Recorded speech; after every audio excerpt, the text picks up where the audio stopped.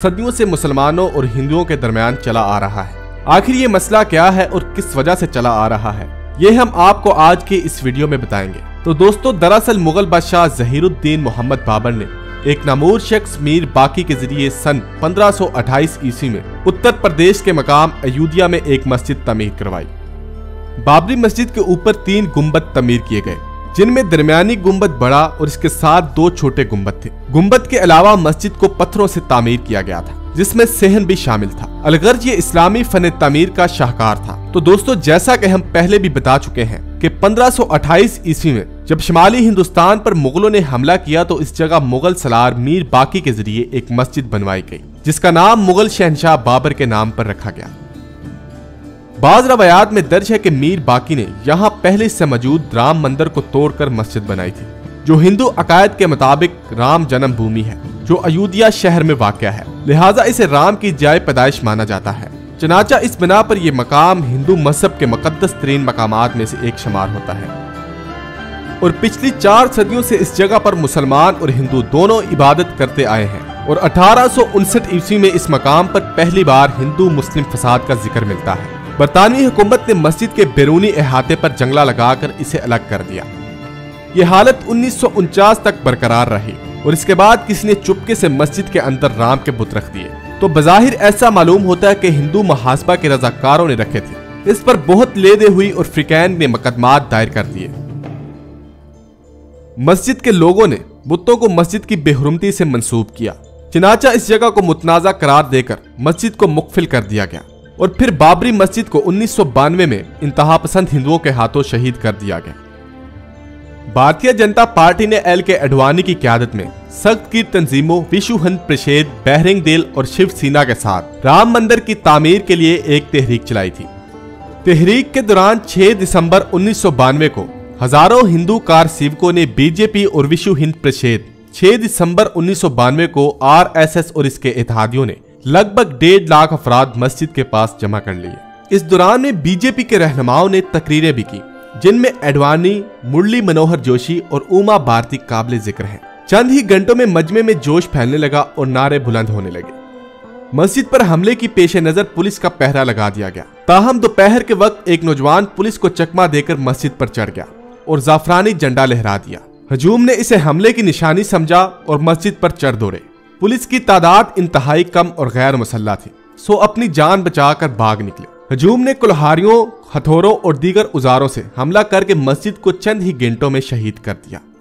और इसके अलावा हिंदुओं ने शहर की कई दीगर मसाजिद भी तोड़ डाली। और फिर 2009 में जस्टिस मनमोहन सिंह लेब्रहान ने एक रिपोर्ट मरतब की, जिसमें 68 अफराद को बाबरी मस्जिद को शहीद करने का जिम्मेदार करार दिया गया।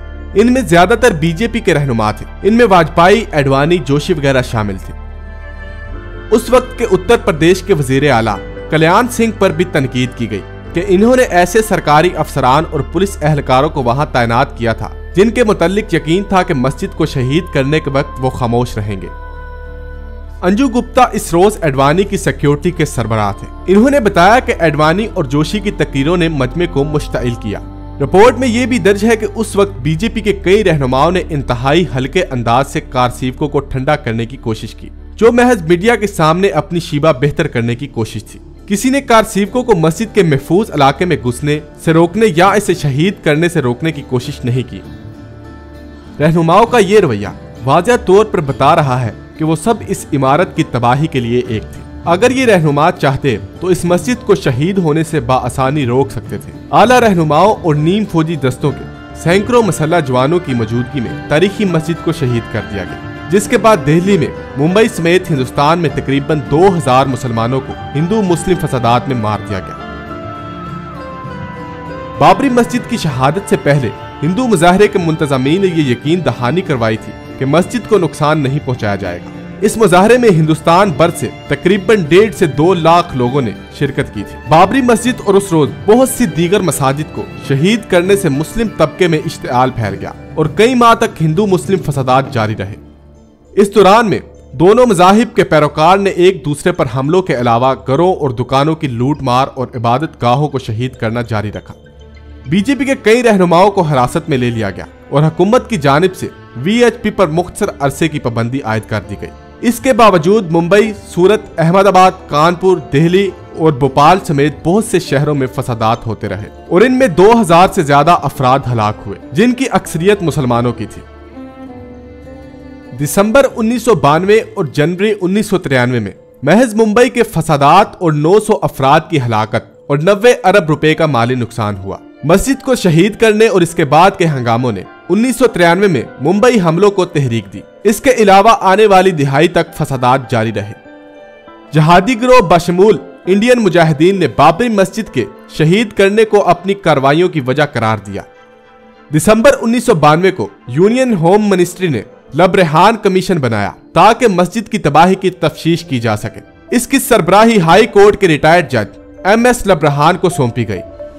अगले 16 वर्ष में 399 नशिस्तों के बाद कमीशन ने 1029 सफहात पर मुश्तमिल तवील रिपोर्ट वजीर आजम मनमोहन सिंह को 30 जून 2009 को पेश की। इस रिपोर्ट के मुताबिक 6 दिसंबर 1992 में यूदिया के वाकयात ना तो अचानक और ना ही मंसूबाबंदी के बगैर हुए। मार्च 2015 में भारत की अदालत उज़्मा में पिटीशन दायर की गई कि बीजेपी की हुकूमत है, इसलिए CBI इस हुकूमत के रहनुमाओं बाशमूल LK अडवाणी और राजनाथ सिंह के खिलाफ गैर जानिबदाराना तहकीकात नहीं कर सकती। अदालत ने CBI से अपील दायर करने में तखीर की वजह बयान करने का हुक्म दिया। अप्रैल 2017 को अदालत उज़्मा ने LK अडवाणी, मुरली मनोहर जोशी, उमा भारती और वने कटियार के अलावा दीगर अफराद पर साजिश के इल्जामात बहाल कर दिए।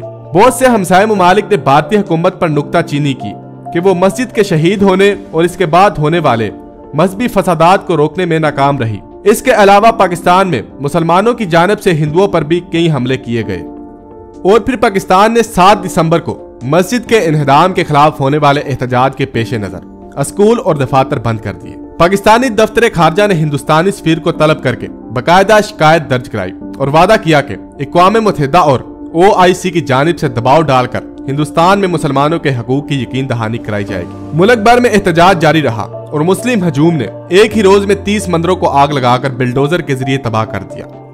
इसके अलावा लाहौर में एयर इंडिया के दफ्तर पर हमला हुआ। मुश्ताइल हजूम ने हिंदुस्तान और हिंदू मत की तबाही के मुतालबे किए। इस्लामाबाद में कायद-ए-आज़म यूनिवर्सिटी के तलबा ने तब के हिंदुस्तानी वजीर आजम नरसिम्हा राव के पुतले जलाए और हिंदुओं के खिलाफ जिहाद का ऐलान किया। बाद के बरसों में हजारों पाकिस्तानी हिंदू जो इंडिया सियाहत की गर्ज से गए थे, इन्होंने तवील मुद्दती वीजे की दरख्वास्त दी और कई हिंदुओं ने शहरियत की दरख्वास्त जमा कराई और वजह बताई कि पाकिस्तान में इनके खिलाफ इम्तियाजी सलूक और नफरत में इजाफा हो गया है। दिसंबर 1992 में मस्जिद के इन्हदाम के बाद बांग्लादेशी मुसलमानों ने हजूम की शक्ल में मुल्क भर में हिंदू मंदिरों, दुकानों और घरों पर हमला करके आग लगा दी। दारुल हुकूमत ढाका में हिंदुस्तान और बांग्लादेश के दरमियान में होने वाले मैच पर 5000 के करीब अफराद ने दावा बोलने की कोशिश की और मैच रोक दिया गया। ढाका में एयर इंडिया के दफ्तर पर हमला करके तबाह कर दिया गया। 10 अफराद हलाक भी हुए और 11 हिंदू मंदिर, बेशुमार दुकानें भी तबाह हुई। नतीजतन बांग्लादेशी हिंदुओं ने 1993 में दरगाह पूजा की तकरीबात को मुख्तसर कर दिया और मुतालबा किया कि तबाहशुदा मंदिरों की बहाली और मुजरिमों को करारवाह की सजा दी जाए। इसके अलावा आयतुल्लाह खमीनी ने इन्हदाम की मजम्मत की, मगर पाकिस्तान और बांग्लादेश की निस्बत नरम अल्फाज इस्तेमाल किए। इन्होंने हिंदुस्तान से मुसलमानों के तहफ़्फ़ुज़ का मुतालबा किया और खलीजी ताउन कौंसिल ने अबू ज़ैबी के इजलास के बाद बाबरी मस्जिद के इन्हदाम की सख्ती से मजम्मत की। इस इजलास में एक करारदाद भी मंजूर हुई जिसमें इस इन्हदाम को मुस्लिम मुक़द्दस मकामात के खिलाफ जुर्म करार दिया गया।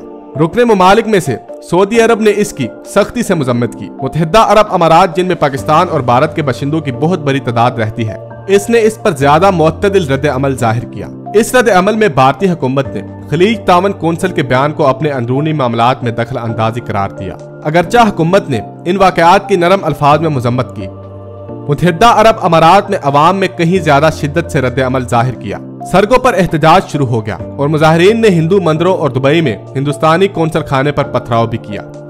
अबू ज़ैबी से 250 किलोमीटर दूर अल आइन में मुजाहिरीन ने हिंदुस्तानी स्कूल के जनाना हिस्से को आग लगा दी। इसके नतीजे में अमाराती पुलिस ने इसमें मुलव्वस बहुत सारे पाकिस्तानी और हिंदुस्तानी तारकीन वतन को गिरफ्तार करके मुल्क बदर कर दिया। दुबई पुलिस के सरबराह सही खलफान ने अपने मुल्क में गैर मुल्कियों की जानिब से तशद्दुद की मजम्मत की। 1993 में बांग्लादेशी मुसन्फा तस्लीमा नसरीन ने लहजा नामी एक नावल लिखा जो बांग्लादेश में बाबरी मस्जिद के इन्हदाम के बाद हिंदुओं को दबाए जाने के बारे में था। नावल की अशात के बाद मुसन्फा को मौत की धमकियां दी गई और तब से मुसन्फा मुल्क से बाहर मुकीम है। मलयालम मुसन्निफ NS मधून की कहानी थेराथो बाबरी मस्जिद के इन्हदाम पर लिखी गई। अंतारा गंगोली का 2016 का नावल तानिया तानिया अयोध्या वाकयात और मस्जिद की तबाही के बाद के हंगामों के बारे में है। तो दोस्तों, ये थी आज की हमारी वीडियो। अगर आपको हमारी वीडियो पसंद आए तो प्लीज हमारी वीडियो को लाइक, शेयर और कमेंट करना मत भूलिएगा। तो मिलते हैं नेक्स्ट वीडियो में। जिंदगी का हर पल रहे खुशियों भरा, प्यार का हर रंग लगे दिलकश और हसीन। HKGN furnitures, complete bed set, sofa set, dining table. इसके अलावा आपकी लाडली के लिए मुकम्मल मैरिज सेट सिर्फ और सिर्फ 44,999 रुपए में, और इसके साथ डबल डोर अलमारी और बेड सेट बिल्कुल फ्री। आज ही विजिट करें proprietor Mohammad Nasir Chishti. Address Farid complex, Owaisi hill, Hyderabad. Contact 9912857230 और 9346062190।